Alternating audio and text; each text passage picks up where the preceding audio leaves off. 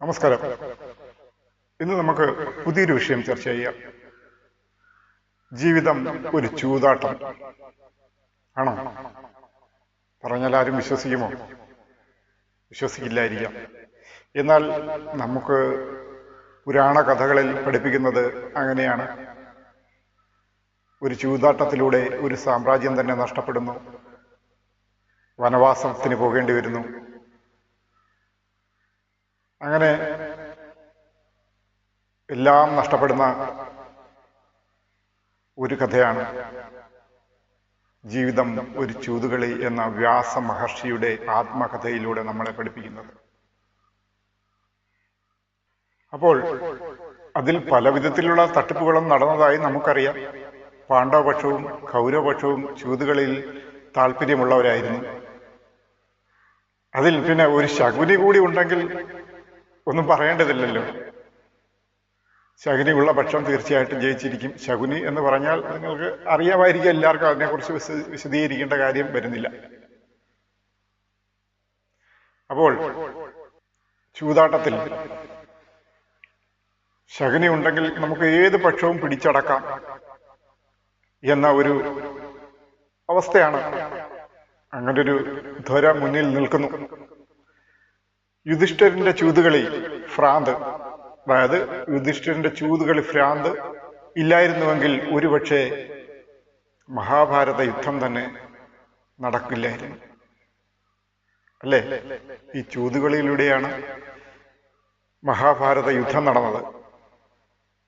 അപ്പോൾ ആ ചൂതുകളി ഭ്രാന്ത് യുധിഷ്ഠിരന് ഇല്ലാതിരുന്നെങ്കിൽ മഹാഭാരത യുദ്ധം തന്നെ നടക്കില്ലായിരുന്നു എന്നാണ് പറഞ്ഞതിന്റെ അർത്ഥം. ഒരുപക്ഷെ യുദ്ധത്തിന്റെ ആവശ്യകത തന്നെ ഇല്ലാണ്ടായാന്. ചൂതുകളിക്ക് ഉപയോഗിക്കുന്ന കരുക്കൾ കള്ളനാണയങ്ങളായിരുന്നെങ്കിൽ ആ ഭ്രാന്ത് എവിടെ എത്തിക്കും എന്ന് ഓരോരുത്തരും സ്വയം ചിന്തിച്ച് ഒന്ന് വിശകലനം ചെയ്ത് സ്വയം മനസ്സിലാക്കുക.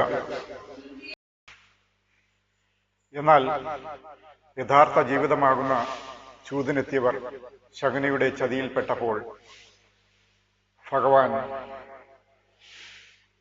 അവിടെ മധ്യസ്ഥനായി എത്തുകയാണ് ഉണ്ടായത്. ഭഗവാൻ ശ്രീകൃഷ്ണൻ അവിടെ മധ്യസ്ഥതയ്ക്ക് എത്തി.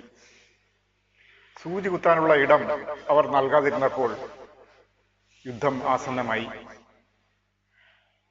യുദ്ധത്തിലും ശത്രുപക്ഷത്തിലെ ബന്ധുക്കളെ കണ്ടപ്പോൾ, ബന്ധുജനങ്ങളെ കണ്ടപ്പോൾ തകർന്ന അർജുനനെ യോഗാരൂഢനായ ഭഗവാൻ കൃഷ്ണൻ ഭഗവത്ഗീതയിലൂടെ ദുഃഖം നിർത്തിവരുത്തി, കർമ്മനിരതനാക്കി. ജനിച്ചാൽ ശരീരത്യാഗം വരെ വിഹിത കർമ്മം ചെയ്യാതിരിക്കാൻ ഒരിക്കലും നടക്കില്ല. എല്ലാം മറ്റുള്ളവർ ചെയ്തു തരണം എന്നുള്ള ശാഠ്യം ഒരിക്കലും വേണ്ട. ജീവിക്കാൻ അനുവദിക്കാത്തപ്പോഴേ യുദ്ധത്തിന്റെ ആവശ്യകത നമുക്ക് വരുന്നുള്ളൂ. അതായത് പുരാണത്തിൽ ജീവിക്കാൻ പറ്റാതെ വന്നപ്പോഴാണ് അവർ യുദ്ധത്തിന് തയ്യാറായത്. അപ്പോൾ ജീവിക്കാൻ അനുവദിക്കാത്തപ്പോഴേ യുദ്ധത്തിന്റെ ആവശ്യകത ഉണ്ടാകുള്ളൂ എന്ന് ഭഗവാൻ ശ്രീകൃഷ്ണൻ നമ്മളെ ഉദ്ബോധിപ്പിക്കുന്നു.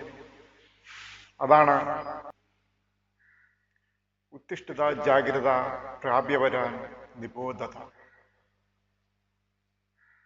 അതിന്റെ അർത്ഥം നിങ്ങൾ തേടി കണ്ടുപിടിക്കൂ, എങ്കിൽ മാത്രമേ നിങ്ങൾക്ക്